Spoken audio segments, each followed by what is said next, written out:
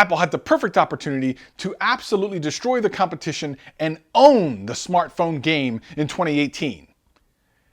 And they kind of dropped the ball. I'll tell you how right after this. This is, you listening to Travis.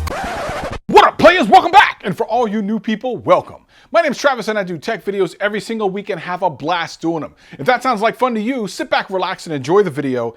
Anything I talk about will be in the description below. But for now, let's get into the video. This year's been really weird. There were leaks for pretty much all the major phones way before they came out.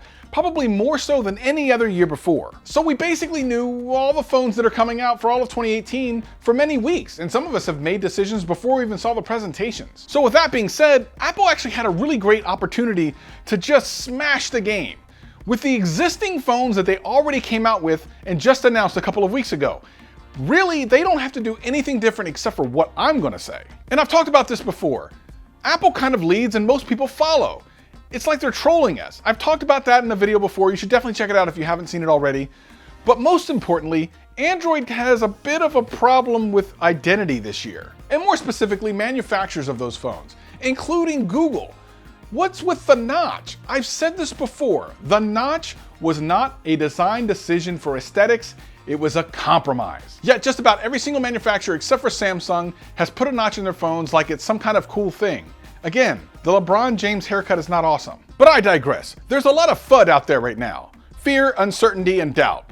Concerning all the Android phones that are out there today, they don't seem to have their own identity. I mean, Samsung has kind of established themselves as the pioneer and the premier flagship of all the Android phones, but aside from them, everyone else just seems to be kind of lost. And not everyone likes Samsung phones. So that leaves a lot of people kind of in a middle ground where they look for Huawei or Pixel Phone or OnePlus to try to satisfy their needs. And it's the perfect storm for Apple to have taken advantage of that.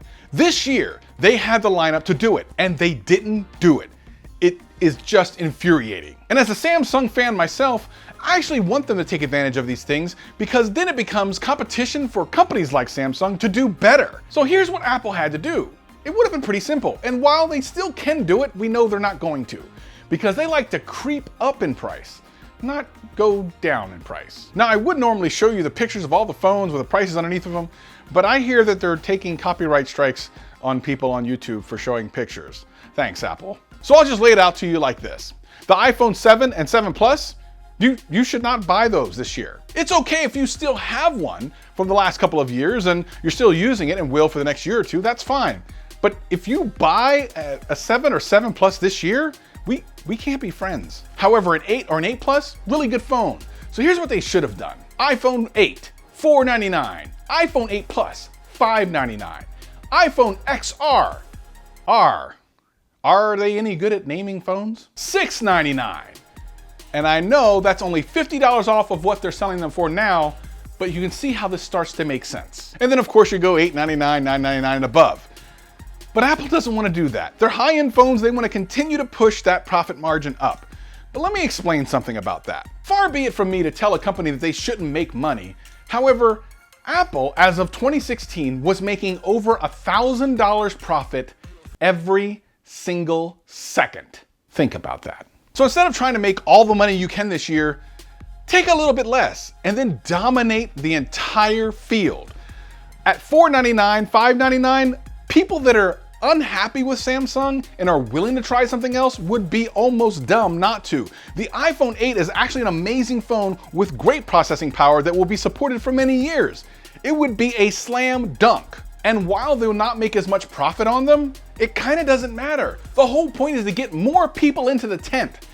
If Apple had just done this, domination, it's a wrap. It amazes me that Apple didn't try this. This is actually a really good idea because once you get down to the $500 and $600 price point, the monthly prices for people who are doing it on a plan is actually really low. And it makes it incredibly possible for people to jump on the iPhone train. And once you're on it, I gotta admit, it's pretty good.